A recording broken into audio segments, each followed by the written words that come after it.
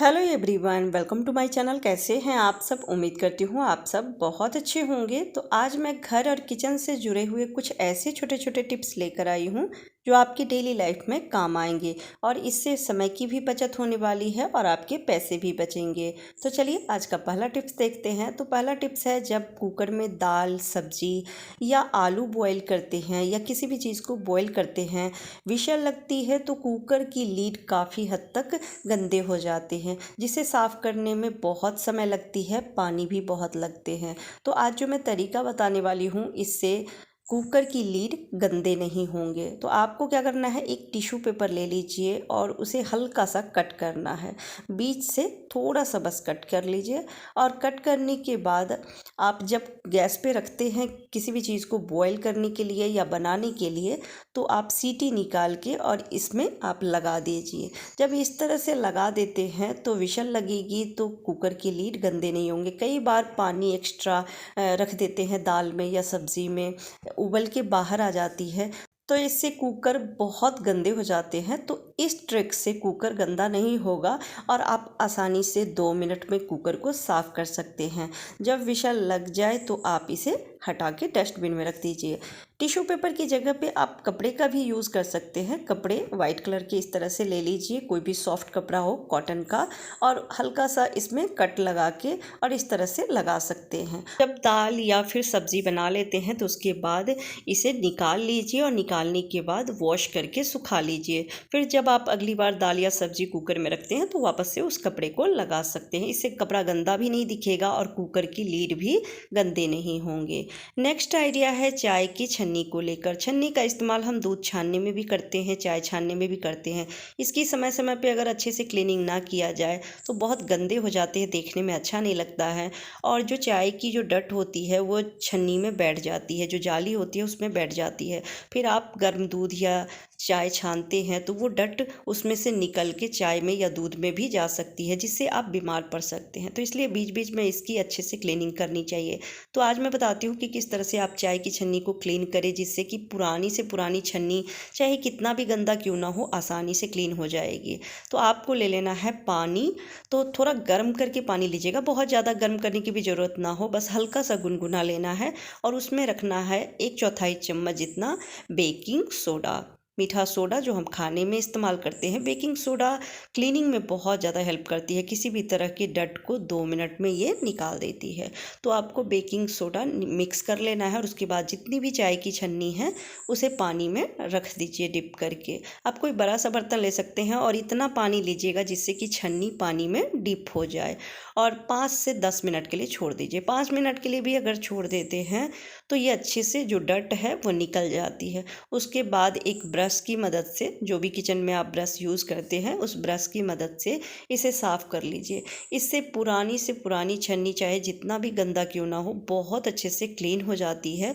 और ये जो पानी है उसे भी फेंकिएगा नहीं, आप किचन सिंक में या फिर वॉश बेसिन में इसे रख सकते हैं, क्योंकि इसमें बेकिंग सोडा है और गर्म पानी है, तो जिससे कि अगर सिंक के पाइपलाइन में कचरा जमा हो गई है तो वो भी साफ़ हो जाएगी। तो आप देख सकते हैं छन्ना कितने अच्छे से साफ़ हो गई है, बहुत ही बढ़िया तरीका है। चलिए नेक्स्ट आइडिया देखते हैं। तो कसूरी मेथी हम सभी खाने में यूज़ करते हैं, कई खाने में इसे यूज़ किया जाता है, जैसे आलू के पराठे बनाते हैं या फिर कढ़ी बनाते हैं तो उसमें रखते हैं। लेकिन अगर इसे डब्बे में भर के ना रखे, पैकेट में रखे, तो इसमें हवा लग जाती है और उसके बाद आप देख सकते हैं कि इसका कलर कितना चेंज हो जाती है। जो मैं डब्बे में भर के रखी थी उसमें भी थोड़ी सी नमी आई है, क्योंकि अभी बरसात का मौसम है तो जिस वजह से थोड़ी सी नमी आ गई है, लेकिन कलर चेंज नहीं हुआ है। पर जो पैकेट में थोड़ा रह गया था, डब्बे में नहीं आई थी, तो उसका कलर चेंज हो गया है। तो हमेशा इसे डब्बे में ही रखें, लेकिन जब नमी आ जाए तो फिर जब हम क्रश करते हैं तो ये क्रश होती नहीं है। और जब तक कसूरी मेथी को अगर हाथ से क्रश करके ना रखे, पराठे में या फिर कढ़ी या सब्ज़ी में रखते हैं, तो इतनी अच्छी फ्लेवर नहीं आती है, खुशबू नहीं आती है। तो इसे हल्का सा रोस्ट करने के लिए आप क्या करें, जब आप छोले उबालते हैं या दाल बनाते हैं, सब्ज़ी बनाते हैं, तो सब्ज़ी अगर कढ़ाई में भी बना रहे हैं तो उसके ऊपर थाली रख दें और थाली में आप कसूरी मेथी को रख दें। डायरेक्ट इसे गैस पे नहीं रखना है, नहीं तो कलर चेंज हो जाएगी और ये ख़राब हो जाएंगे। तो आपको बस स्टीम जो बनती रहती है ना, उस पे इसे ड्राई करना है। अगर आप इसे धूप में रख देते हैं सूखने के लिए तो कलर चेंज हो जाती है, साथ में उतनी अच्छी खुशबू नहीं रहती है। तो इसलिए कभी भी धूप में कसूरी मेथी को नहीं सुखाना चाहिए। तो आप क्या करें, जब आलू बॉईल करते हैं या दाल या छोले बॉईल करते हैं तो उसके ऊपर किसी भी बर्तन में रख के इसे 5-7 मिनट के लिए रख दीजिए। आप देखेंगे बहुत अच्छे से ये ड्राई हो जाती है। उसके बाद जब आप इसे हाथ से क्रश करेंगे तो ये अच्छे से क्रश हो जाती है और कलर भी चेंज नहीं होती है और खुशबू भी बहुत अच्छी आती है। तो मैं 5 मिनट के लिए रख दी थी, छोले बॉईल की हूँ तो उस कुकर के ऊपर, और आप देख सकते हैं ये अब ड्राई हो गई है। बरसात के मौसम में कई चीज़ों में थोड़ी नमी आ जाती है, तो आप इस तरह से उसकी नमी को दूर कर सकते हैं। अगर जीरा है या और कोई भी खड़े मसाले हैं जिसमें नमी आ गई है तो इस तरह से आप जब रखेंगे तो वो ड्राई हो जाएगी। फिर आप ठंडा होने के बाद उसे डब्बे में भर लीजिए। तो इससे अलग से गैस भी खर्च नहीं होती है और आपके बर्तन भी यूज़ नहीं होते हैं और फटाफट ये ड्राई भी हो जाती है। तो आप देख सकते हैं मैं हाथ से इसे क्रश कर ली हूँ और अब इसे डब्बे में भर के रख लूँगी। अब इस कसूरी मेथी का आप जब आलू के पराठे में या फिर छोले में डालेंगे या किसी भी सब्ज़ी कढ़ी में डालते हैं तो उसका टेस्ट दुगना हो जाती है। नेक्स्ट आइडिया है, क्रीम कई रेसिपी में यूज़ किया जाता है। कुछ ऐसी रेसिपी होती है जिसमें हमें क्रीम डालना होता है तो मार्केट से लेकर आते हैं या फिर फ्रिज में रखते हैं जो बहुत महंगे आते हैं। तो आज मैं आपको बताती हूँ कि कैसे आप घर पर ही दूध से क्रीम बना सकते हैं। और इस घर की बनी हुई क्रीम से जब आप रेसिपी बनाएंगे या कोई भी सब्ज़ी में डालते हैं क्रीम तो उसकी जो टेस्ट है वो दुगना हो जाती है। तो आपको क्या करना है, पैकेट वाली दूध लेते हैं तो भी या फिर गाय वाले से लेते हैं आप दूध, तो आप दूध ले लें और 1 घंटे के लिए उसे फ्रिज में रख दें। फ्रिज में रखने के बाद आप देखेंगे ऊपर इतनी सारी क्रीम आ जाती है। तो इसे चम्मच की मदद से आपको निकाल लेना है और निकालने के बाद इस क्रीम का जब आप रेसिपी में यूज़ करेंगे तो वो रेसिपी बहुत टेस्टी बनेगी। तो ये बहुत ही बढ़िया तरीका है और इसमें पैसे भी खर्च नहीं होते हैं। आप जो मार्केट से महंगे महंगे क्रीम लेकर आते हैं उससे ये बढ़िया क्रीम रहती है क्योंकि एकदम ताज़ी फ्रेश क्रीम है। तो इस तरह से घर पर ही क्रीम निकाल सकते हैं दूध से। और ये जो दूध है इसे आप बॉईल कर लीजिए। बॉईल करने के बाद आप बच्चों को दे सकते हैं। तो इसका टेस्ट बिल्कुल भी ख़राब नहीं होती है दूध की, क्योंकि जब दूध हम बॉईल करते हैं तो ऊपर इतनी मोटी मलाई आ जाती है तो वो मलाई थोड़ी कम बनेगी पर एकदम ताज़ी फ्रेश आपको घर की बनी हुई क्रीम मिल जाएगी। चलिए नेक्स्ट आइडिया देखते हैं। तो नेक्स्ट आइडिया है लहसुन छीलने को लेकर। कुछ लोग लहसुन बहुत ज़्यादा खाते हैं और कुछ लोग थोड़ा कम खाते हैं। मैं खुद बहुत कम लहसुन का यूज़ करती हूँ और ख़ासकर गर्मी में तो बहुत कम खाती हूँ। लेकिन किसी रेसिपी में या फिर लहसुन की चटनी बनानी हो तो बहुत ज़्यादा मात्रा में लहसुन छीलना पड़ता है जिसमें समय बहुत लगती है। और कुछ नए वाले जो लहसुन होते हैं तो उसका छिलका निकालने में बहुत टाइम लग जाती है।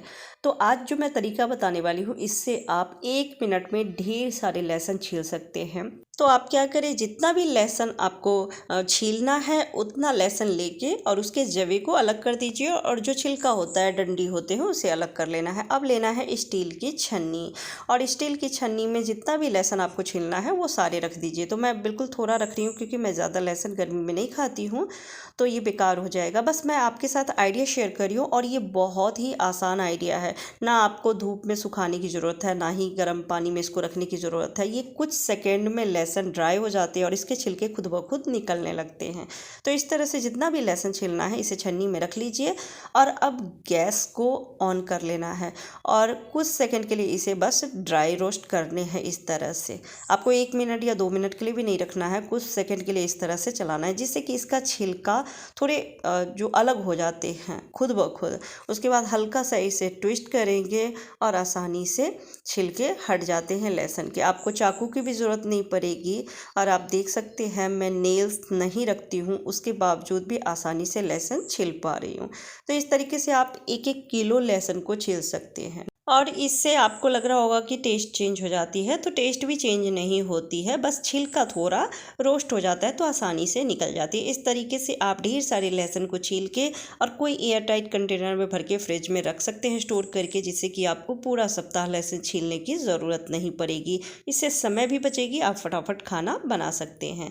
अगला टिप्स है, भिंडी की सब्ज़ी बनाते हैं या फिर भिंडी की भुजिया बनाते हैं तो कई लोग रिफाइंड ऑयल का या जो ऑयल खाते हैं वो यूज़ करते हैं। लेकिन अगर भिंडी की भुजिया या सब्ज़ी आप मस्टर्ड ऑयल में बनाते हैं तो इसकी जो टेस्ट है वो एकदम दुगना हो जाती है। बहुत टेस्टी लगता है सब्ज़ी या भुजिया, और बहुत क्रंची भी बनती है। तो जब भी आप भिंडी की सब्ज़ी बनाएं ग्रेवी वाली या फिर आप भुजिया बनाते हैं तो एक बार मस्टर्ड ऑयल में बना के देखिएगा। एक छोटा सा टिप्स और बताती हूँ कि जब आप भिंडी की भुजिया बनाते हैं तो नमक एकदम लास्ट में रखना है, क्योंकि अब जब स्टार्टिंग में नमक रख देते हैं तो एक लसलसापन भी आ जाती है भिंडी में, साथ में भिंडी बहुत जल्दी सॉफ्ट हो जाती है, तो भुजिया क्रिस्पी नहीं बनती है, क्रंची नहीं बनती है, और जब आप चलाते हैं तो वो टूट भी जाती है। आप देख सकते हैं एक भी दाने इसके नहीं टूटे हैं। तो उम्मीद करती हूँ आज के सारे टिप्स आपको पसंद आए होंगे। अगर पसंद आई है तो प्लीज़ वीडियो को लाइक एंड शेयर कर दीजिएगा। चैनल पर पहली बार आए हैं तो सब्सक्राइब करके बेल आइकन प्रेस कीजिएगा, जिससे मेरी हर वीडियो की नोटिफिकेशन सबसे पहले आप तक पहुँचे। Bye bye, take care.